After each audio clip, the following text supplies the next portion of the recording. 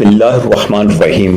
حضرت وہب بن منبع رحمۃ اللہ علیہ فرماتے ہیں کہ بنی اسرائیل کا ایک آدمی اپنے دور کا بہت بڑا ولی اور عبادت گزار انسان تھا۔ اس علاقے میں غرب میں 3 بھائی اور ایک بہن رہتے تھے۔ تینوں بھائیوں کو اچانک کہیں جانا پڑ گیا۔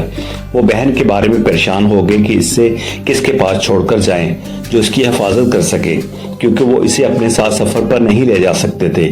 انہیں اس عابد سے سب سے زیادہ یقین کامل تھا، اس لیے تینوں اس کے پاس گئے اور انہوں نے اپنی بہن کی نگرانی کی درخواست کی، مگر اس کی پناہ مانگی اور انکار کر دیا۔ مگر ان تینوں نے بے حد اصرار کیا، اپنی مجبوری ظاہر کی تو وہ مشکل مان گیا اور اسے اپنی خانقاہ کے ساتھ ایک کمرے میں رہائش دے دی۔ کافی عرصے تک لڑکی کا کھانا یہ عابد خانقاہ کے دروازے پر چھوڑ کر واپس چلا جاتا۔ عورت دروازے سے کھانا اٹھا کر اپنے کمرے میں لے جاتی تھی۔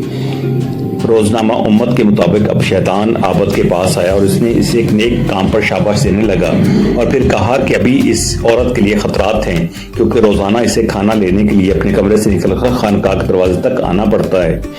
اس دوران اس پر دوسرے لوگوں کی نظریں پڑ سکتی ہیں اور کوئی اسے تکلیف اور اذیت بھی پہنچا سکتا ہے، یا پھر کوئی اس سے زیادہ بھی کر سکتا ہے۔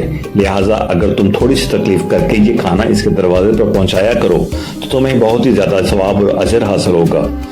اس عابد کو جب کئی بار شیطان نے اس عظیم اور نیک کام میں مزید ثواب کا لالچ دیا تو عابد مان گیا اور اب وہ کھانا خانقاہ کے دروازے کے بجائے اس کی لڑکی کے کمرے کے دروازے پر چھوڑنے لگ گیا۔ کچھ عرصے بعد شیطان اس عابد کے پاس پھر آنے لگا اور اس کے اس عظیم ثواب کے کام کی تعریف کی، جس سے عابد نے اسے اپنا مخلص دوست سمجھا۔ شیطان نے اب اسے مشورہ دیا کہ کسی بھی پریشان حال، مصیبت زدہ اور دکھی انسان کو خوش کرنے کا بہت بڑا اجر و ثواب ہے، اور اس عورت سے بڑا پریشان کون ہوگا جو دن رات اپنے ایک ہی کمرے میں بند رہتی ہے۔ کوئی بھی اس سے ہفتوں نہیں بلکہ مہینوں بات نہیں کرتا، آخر وہ بھی تو انسان ہے، وہ گھبرا جاتی ہوگی۔ اس لیے کبھی کبھی خدا کی رضا کے لیے اس عورت کا غم، دکھ، پریشانی اور صدمہ کم کرنے کے لیے بات کر لیا کرو، تو اس میں بھی بہت ثواب ہوگا۔ عابد کے دل میں شیطان کی بات اتر گئی۔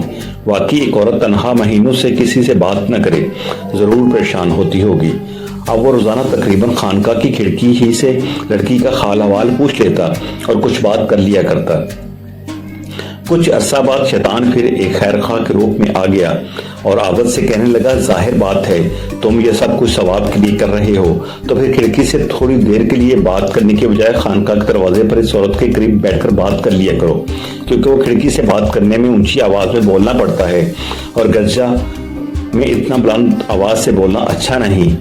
عابد کو یہ دینی مسئلہ بھی سمجھ آ گیا۔ اب اس عورت سے اپنے گرجا کے دروازے پر کچھ دیر کے لیے باتیں کر لیا کرتا تھا۔ پھر کچھ دنوں بعد شیطان اپنے شیطانی مشن کی تکمیل کے لیے عابد سے کہنے لگا، اس عورت کو گرجا تک آنے اور جانے میں بھی تکلیف ہوتی ہوگی، اور ویسے بھی اسے دوسرے غیر متعلقہ لوگوں کی نظر اس پر پڑتی ہوگی۔ یہ شرعی اعتبار سے غلط ہے، عورت کو گھر سے باہر نہیں نکلنا چاہیے، اس لیے اس کے کمرے کے دروازے پر بات کرنا زیادہ بہتر ہوگا۔ اس میں بے پردگی کے خطرات بھی کم ہو جائیں گے، چونکہ یہ بات بھی دینی جذبے کے حامل تھی۔ لہٰذا عابد نے بلا چون چراہ شیطان کے اس مشورے پر عمل شروع کر دیا۔ اب عابد روزانہ کچھ وقت کے لیے گرجا سے نکل کر عورت کے کمرے کے دروازے پر کچھ دیر حال احوال پوچھ کر واپس آ کر عبادت میں مصروف ہو جاتا تھا۔ کچھ ہی عرصے بعد شیطان نے پھر عابد کو اکسایا کہ یوں دروازے پر بیٹھنا غیر مناسب ہے، اگر آپ اندر کمرے میں بیٹھ جائیں تو یہ آپ کی شخصیت کے لیے مناسب ہے، کیونکہ دروازے پر تو بھکاری بیٹھا کرتے ہیں۔ عابد کو یہ بات بھی حقیقت کے قریب اور مناسب نظر آئی اور اس پر بھی عمل شروع کر دیا گیا، مگر ابھی تک وہ عورت پردہ میں رہ کر بات کرتی تھی اور یہ عابد بھی بس تھوڑی دیر تک حال احوال اور اس کی کوئی ضرورت یا کام معلوم کر کے واپس آ جایا کرتا تھا۔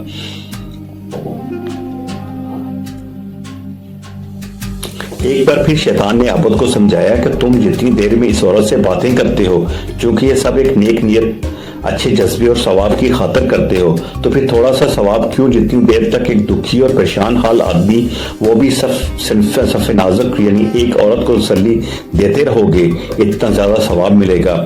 اب عابد کا اس عورت کے کمرے میں سارا دن گزرنے کا لگا۔ جب رات گرجا گھر میں عابد نے شیطان ہی کے مشورے پر عورت کو پردے اور نقاب کی مسلسل پابندی میں مناسب حد تک نرمی کی بھی اجازت دے دی تو پھر نقاب سرکتے سرکتے مکمل سرک گیا۔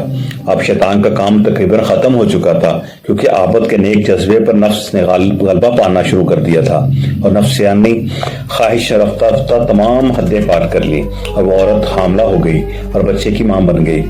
اب شیطان ایک بار پھر آ گیا اور کہنے لگا، یہ تم نے کیا کر دیا؟ اب اگر عورت کے بھائی آگے تو تمہاری خیر نہیں۔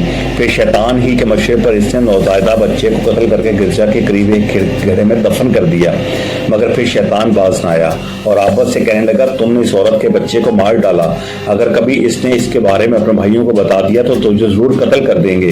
اب تمہاری جان صرف اس صورت میں بچ سکتی ہے کہ تم اس عورت کو بھی مار کر دفن کر دو۔ اس کے بھائیوں سے کہہ دینا کہ خدا کی مرضی اور حکم سے فوت ہو گئی، کسی کو کیا پتہ چلے گا، وہ کون انہیں اس بارے میں بتائے گا، کیونکہ اس کی کسی کو خبر نہیں۔ شیطان کی بات سن کر عابد گھر گیا۔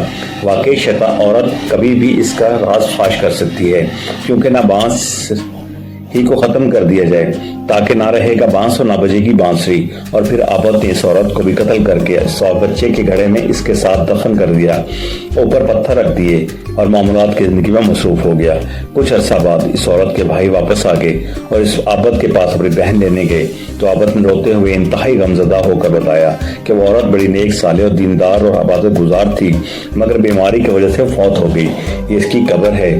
بھائیوں نے قبر دیکھی، کچھ دیر ٹھہرے اور آپس سے رخصت ہو کر اپنے گھر چلے گئے۔ رات کو جب سوئے تو شیطان ہر ایک کے خواب میں آیا اور ان سے ان کی بہن کے بارے میں پوچھا، تو انہوں نے جیسا آپس سے سنا تھا وہ بتایا، مگر شیطان نے کہا، یہ سب جھوٹ ہے، اس عابد نے تمہاری بہن سے بدکاری کی، اس سے بیٹا پیدا ہوا، بدنامی کے ڈر سے اس نے اس بیٹے اور تمہاری بہن کو قتل کر کے گرجا کے دروازے کے دائیں جانب قریب ہی گڑھا کھود کر دفن کر دیا ہے۔ تمہیں اگر یقین آئے تو جا کر دیکھ لو۔ صبح جب تینوں بھائی اٹھے اپنا اپنا خواب سنانے لگے تو تینوں بھائی یہ دیکھ کر حیران ہو گئے کہ ان کا خواب بالکل ایک جیسا ہے۔ بڑا بھائی بولا، یہ سب شیطانی خیالات ہیں، چھوڑو، یہ سب فضول ہے۔ مگر چھوٹا بھائی بولا، نہیں، میں تو ضرور تحقیق کروں گا۔ پھر تینوں نے جب خواب میں بتائی گئی جگہ کھودی تو وہاں دونوں ماں بیٹے کی لاش سر تن سے جدا موجود تھی۔ پھر عابد کو بھی اپنے گناہ کا اقرار کرنا پڑا۔ اس جرم پر لوگوں نے اسے سولی پر لٹکانے کا فیصلہ کر لیا۔ جب اس عابد کو سولی پر لٹکایا جانے لگا تو شیطان ایک بار پھر اس کے پاس آیا اور اس سے پوچھنے لگا کہ کیا تم مجھے جانتے ہو؟ عابد نے منفی میں جواب دیا۔ شیطان بولا، میں وہی ہوں جس نے تجھے یہاں تک پہنچایا، اور آج تو خود بھی ذلیل اور رسوا ہو گیا ہے اور تمام دوسرے عابدوں اور راہبوں کو ذلیل کر دیا ہے۔ کوئی بھی اب ان پر اعتبار نہیں کرے گا، مگر میرے پاس ایک نسخہ ہے۔ اگر تو میری بات مان لے تو میں ان آنکھوں میں دھول چونک کر تجھے بچا سکتا ہوں۔ عابد نے پوچھا، ضرور ضرور، میں تیری بات مانتا ہوں، بس مجھے بچا لو، میں کیا کروں؟ شیطان بولا، بس ابھی اس حالت میں تم مجھے ایک سجدہ کر دو، میں ابھی اور فوراً تمہیں بچا لیتا ہوں۔ پھر عابد شیطان کو سجدہ کر کے مذہب سے خارج ہو کافر ہو گیا۔